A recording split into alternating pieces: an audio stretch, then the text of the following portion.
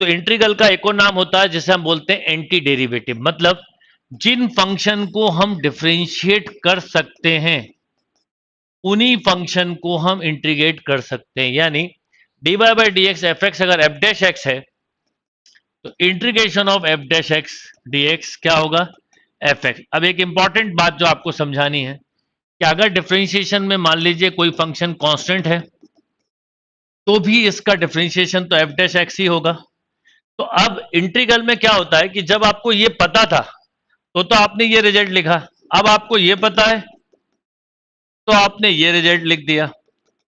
पर अब ओरिजिनली आपको जब यही दिया हो integration of F dash x तो हमें नहीं पता होता कि फंडामेंटल फंक्शन में कांस्टेंट था कि नहीं।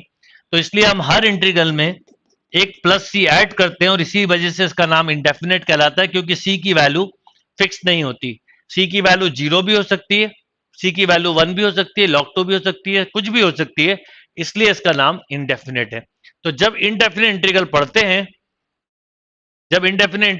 हैं तो हमें क्या क्या चीजें याद रखनी है वो समझिए कि जिन फंक्शन का डिफरेंशिएशन होता है हम केवल उन्हीं फंक्शन को इंटीग्रेट कर सकते हैं।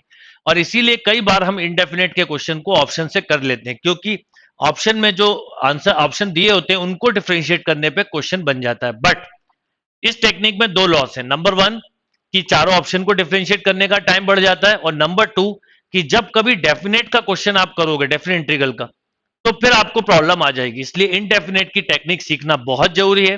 तो जैसे आपने पढ़ा हुआ है differentiation of x power n is n times of x power n minus one, इसलिए integration of n minus one d x is, पूरा रिवाइज करिए अच्छे से टॉपिक, अपॉन एन।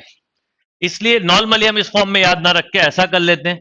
तो एक्स पावर एन का इंटीग्रेशन क्या हो गया, n plus one upon n plus one की integration of a x plus b की होल पावर एन बोले, तो ए एक्स प्लस बी की होल पावर बोलो एन प्लस वन अपॉन में भी क्या, बट साथ में अब यहां पर जब इंटीग्रल पढ़ते हैं तो जैसे डिफरेंशिएशन में एक्स का कोफिशिएंट मल्टीप्लाई में आता है, इंटीग्रल में वो डिनोमिनेटर में आएगा। बस ये ध्यान रखते हुए चलिएगा। इंटीग्रल ऑफ साइन एक्स कितना, कॉस एक्स, तो obviously integration of cos x कितना हो जाएगा, साइन एक्स। अब एक चीज आपको ध्यान रखनी है कि जैसे मैंने डिफरेंशिएशन में बोला था, यही छोटी छोटी चीजें रिवाइज करनी है कि जब कभी भी सी आए तो माइनस साइन आएगा। तो यहां पर मैं बोलूंगा जब कभी भी आंसर में सी आए तो माइनस साइन आएगा। यानी अगर मैं आपसे मैं बोलूं आपको कि 10x का इंटीग्रेशन क्या होता है, वो डिफरेंशिएशन, तो आप बोलोगे सेक स्क्वायर एक्स। तो इंटीग्रेशन ऑफ अगर आपसे बोला जाए सेक स्क्वायर एक्स क्या होता है तो आप फट से लिखेंगे 10x। पर जिनके डिफरेंशिएशन से मतलब जिनका डिफरेंशिएशन हुआ उन्हीं को इंटीग्रेट करते हैं, नहीं तो हम उन्हें कन्वर्ट करते हैं। ये बात का क्या मतलब है अभी बताता हूं। नेक्स्ट, डिफरेंशिएशन ऑफ अगर मैं आपसे बोलूं cot x then this is minus cosec square x, तो integration of cosec square x बोलो minus of cot x। Differentiation of sec x बोलो sec x into tan x, तो integration of sec x tan x obviously sec x। या मान लो आपसे बोला जाए differentiation of cosec x, तो क्या बोलोगे minus cosec x into cot x, तो integration of cosec x into cot x minus cosec x।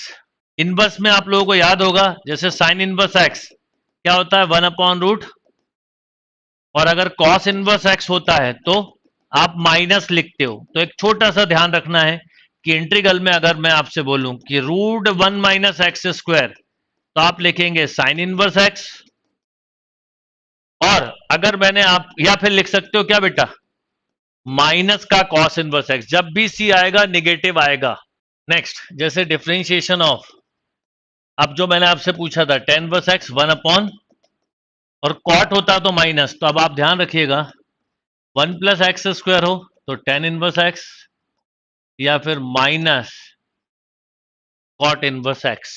Next, differentiation of sec inverse x 1/x root, इसको मॉड भी लिखा जाता है, एक्स स्क्वायर माइनस वन, तो d x upon x root x square minus one. बोलिए sec inverse x या इसको mod में लिख दो तो भी चलेगा, नहीं लिखो तो भी चलेगा। Differentiation of e power x, बोलो ई पावर एक्स, तो इंटीग्रल ई पावर एक्स होगा। Differentiation of log x 1 by x, इसलिए इंटीग्रेशन ऑफ 1 बाय एक्स क्या होगा बोलो, लॉग एक्स।